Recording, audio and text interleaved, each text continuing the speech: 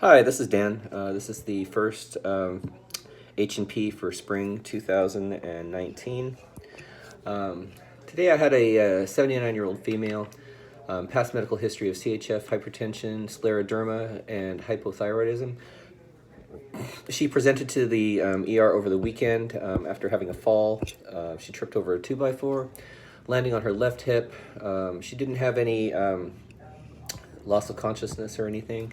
But she did land on her left hip and it was subsequently fractured. She was admitted to the hospital with orthopedic consult. She went for surgery the following day and was unable to be weaned off oxygen in the PACU. So therefore, ICU was consulted and we accepted her and brought her over to the ICU. Patient was transferred for post-operative shortness of breath requiring BiPAP and supplemental oxygen. She was brought to room 262. Patient was having some pain, 6 out of 10, throbbing, aching pain to her left hip surgical site, which she was taking Norco 10, 325 for, and it was helping. When I saw her in the ICU, she was off the BiPAP. She was only requiring 5 liters of oxygen and she was satting 99%. We subsequently tried to wean her off that and were successful, bringing her down to 2. Let's see. For her review of systems, she only, actually she complained of nothing except the hip pain, which was obvious due to the hip surgery she had. She didn't have any shortness of breath, any chest pain, no cough. She denied any recent upper respiratory infections, no abdominal pain, no nausea, no vomiting, no diarrhea.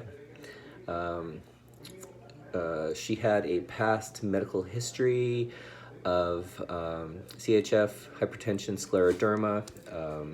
She had hypothyroidism as well. She did have previous bladder surgeries, cholecystectomy, hysterectomy, shoulder surgeries. She had breast cancer, skin biopsy for breast cancer, and tonsillectomy. She had a past, a social history, family history of heart disease for her mother, age 69, stroke, 74, same thing, mother, emphysema on her father's side, 59. She was denied ever being a smoker, no drug use, no alcohol, nothing there. Her physical assessment, she did have wheezing bilaterally, went on to auscultation. We did offer her, again, another BiPAP at the time. She did not want it. And also Duonebs, which also she declined. She had no, hang on one second, sorry.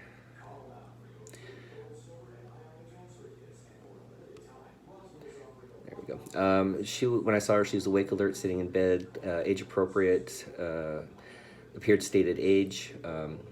Respiratory system was intact. She was symmetrical, good excursion, good expansion. Respiratory effort was good. No use of accessory muscles. We did hear the expiratory wheezes. She was on 5 liters of oxygen at the time, which we did wean down. No heart rate was regular. No murmurs, gallops, rubs. Normal mucosa, mucous membranes pink and intact, no masses, tracheal was midline, no JVD, abdomen was soft tender, non-distended, good bowel sounds, good muscle tone, good muscle strength, no clubbing, no cyanosis, lower extremity immobilizer was in place. No rashes, no lesions, no swelling, or she did have some swelling to her fingers due to the scleroderma, I'm sorry. And she was awake, alert, and oriented at the time of exam. Her assessment was pretty straightforward. She was brought to the ICU with pulmonary insufficiency after having a non-thoracic cardiac procedure. We did have some expiratory wheezes bilaterally, which we did mention. She had a left displaced femoral head fracture, status post hemiarthroplasty, day 1 post-op. She had a standing height fall, which we did note. also hypertension, CHF, and hypothyroidism. We plan to keep her on the oxygen and keep her sats above 95%, keep her on the cardiac monitor, NIBP, saturation monitoring. We were going to do a chest x-ray in the morning. We did order DUNEBS PRN for her if she chose to have them. Symptom spirometry, Q4-hour neurovascular checks to the lower extremities. Monitor the surgical site for bleeding. We ordered a PT consult in the morning with the goal to get her up and walking. Fall precautions, obviously. We'll restart her home meds in the morning. We put her on Protonics for PUD prophylaxis and STDs bilaterally. We held her Lovenox and deferred that to the surgeon in the morning. She came from the OR with the Foley, which we did leave in place. We were planning on taking that out in the morning. And we did plan also to transfer her in the morning after the surgeon saw her to the telemetry unit, which we did. She was stable and everything went fine.